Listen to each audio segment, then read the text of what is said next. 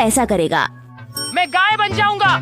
छोटा फू दुर्भाग्य से मोटे बाघ को देखता है, फिर उसे गाली देता है। मोटा बाघ गुस्सा हो जाता है, लेकिन जब उसे जादू की पर्ची दिखती है तो उसका गुस्सा तुरंत शांत हो जाता है। छोटा फू यह देखकर खुश होता है कि यह काम कर गया। फिर वह गाली देने के बाद मोटे बाघ की पिछली तरफ लात मार देता है। मोटा बाघ अब बर्दाश्त नहीं कर सकता और वह सभी पर्चियां फाड़ देता है और गुस्से में वहाँ से चला जाता है। दायोन और क्योका भी उसकी नाराजगी में उसका पीछा करते हुए वहाँ से चले जाते हैं।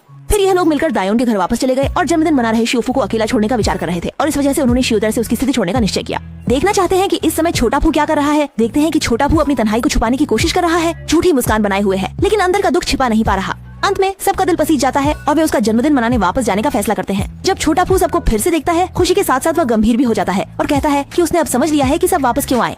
चारों ने आखिरकार शॉफू को एहसास दिला ही दिया कि उसकी समस्या क्या है, लेकिन शॉफू ने कह दिया कि मैं अच्छा, हैंडसम और समझदार हूँ, इसलिए सब मुझसे जलते हैं और ईर्ष्या करते हैं। फिर उसने डोरा से निवेदन किया कि उसे भी नाभी और बाकी लोगों जैसी आम जिंदगी जीने का अनुभव करने दे। ये सुनकर चारों गुस्से से लाल हो गए। डोरा बिना हिचकिचाए फोन बूथ से बाहर आ गया और शॉफू अंदर जाकर जोर जोर से बोलने लगा, अगर मेरे घर का सारा पैसा खत्म हो जाए तो।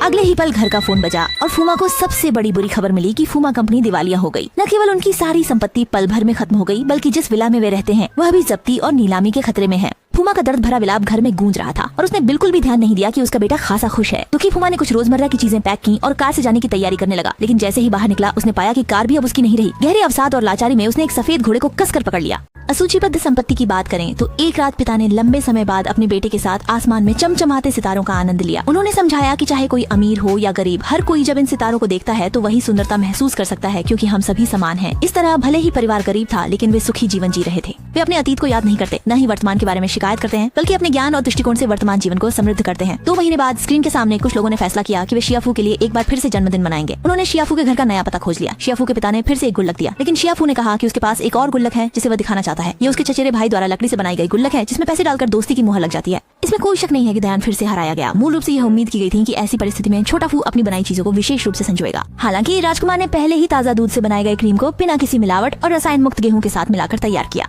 पुल पर अपने भूलने वाले साथी से मिलने पर परेशान साथी ने परिवार के लिए खेद व्यक्त किया, मगर पति पत्नी ने उसे दोष नहीं दिया, बल्कि उन्होंने सबको प्रोत्साहित किया कि पूरे परिवार की एकजुटता से वे हर मुश्किल का सामना कर सकते हैं। दूसरी ओर साथी लोग सतत उपग्रह के जरिए छोटी सी फैमिली की जिंदगी देख रहे थे और उन्होंने पाया कि वे पहाड़ के पीछे एक गुफा में जा बसे हैं। बुनियादी बिजली आपूर्ति पहले ही समाप्त हो जाने के बावजूद ऐसा लगता है कि यह परिवार मूल जीवन शैली में लौटने का निर्णय ले चुका है। न केवल सभी ने घास से बने कपड़े पहन लिए, बल्कि छोटे फू ने भी लकड़ी से आग जलाने का काम संभाल लिया। उसकी माँ मछलियाँ पकड़ने की जिम्मेदारी लेती है, पिता पहाड़ों में शिकार करते हैं और माँ फुर्सत में सुंदर दिखने की। जब छोटे ने बहुत मेहनत के बाद आग जलाई तो वह उत्साहित होकर माँ के पास गया और दोनों ने खुशी से नृत्य किया। इस परिवार ने एक ही दिन में स्वर्ग से नरक तक का बड़ा बदलाव देखा। फिर भी उन्होंने शिकायत नहीं की और न ही दुखी हुए, बल्कि आशावादी रहे और मेहनत से काम किया, अपनी जिंदगी को बेहतर बनाने की कोशिश की। शायद यही छोटे के परिवार की विशेषता है जो अन्य लोग नहीं कर पाते।